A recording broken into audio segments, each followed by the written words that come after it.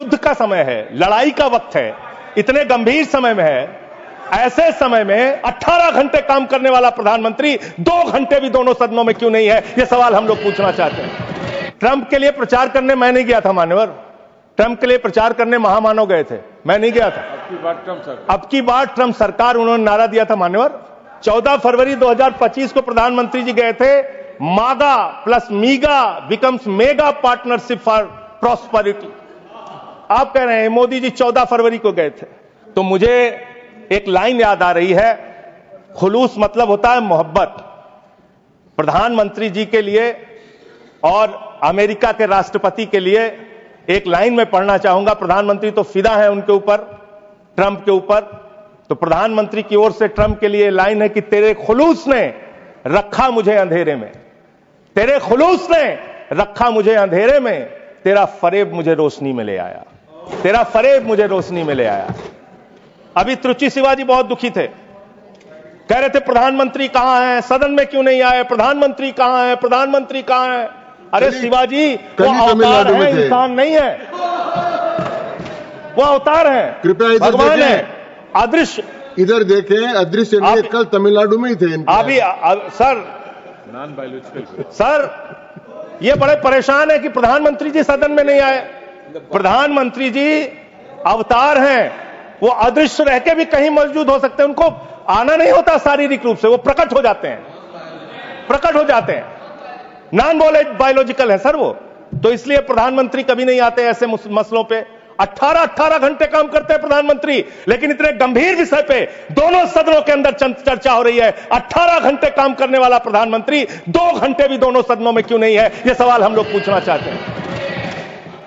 आपको इसका महत्व नहीं नजर आता? आपको कह रहे हैं आपकी बात सुनने के लिए नहीं आना चाहते, राजनाथ सिंह की बात सुनने आ जाते। ये लोग भी बकवास करते हैं। हम लोग जब बोले मत सुनो, भेज दो वापस, कम से कम अपने लोगों की तो सुनने आ जाओ। बकवास वो भी सुनने नहीं आते। बकवास बोला सर, बकवास अब नहीं, उन्होंने बोला हट जाएगा दोनों। जैसे आप उनका सुन ले वैसे मैंने उनका सुन लिया, मैंने उनका सुन लिया। तो आपके मंत्री यहां बकवास करते हैं, आपके माननीय मंत्री सांसद नेता जो आते हैं यहां बकवास मत बोलिएगा, आप चेयर ने मना कर दिया। चलो, आप सेना के सम्मान की बात करते हैं मान्यवर।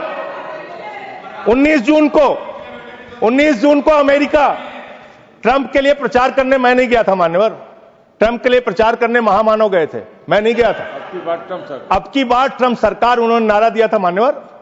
और ये 19 जून को क्या किया, उस ट्रंप ने 19 जून को क्या किया, 19 जून को उसने आसिम मुनीर को बुलाया, पाकिस्तान का आर्मी चीफ, उसको बुलाया सेना का, और उसको बुला के बंद कमरे में लंच कराया। लंच कराने के बाद नहारी खिलाया, हो सकता है नहारी खिलाया हो। और लंच कराने के बाद जब दोनों लोग निकले तो उस लंच में पता चला कि वो आसिम मलिक भी था, ISI का प्रमुख जो था सर, वो भी था बातचीत में, जो इंडिया के अंदर जो ISI आतंकवाद की घटनाएं देता है, जब को अंजाम देता है, वो भी था।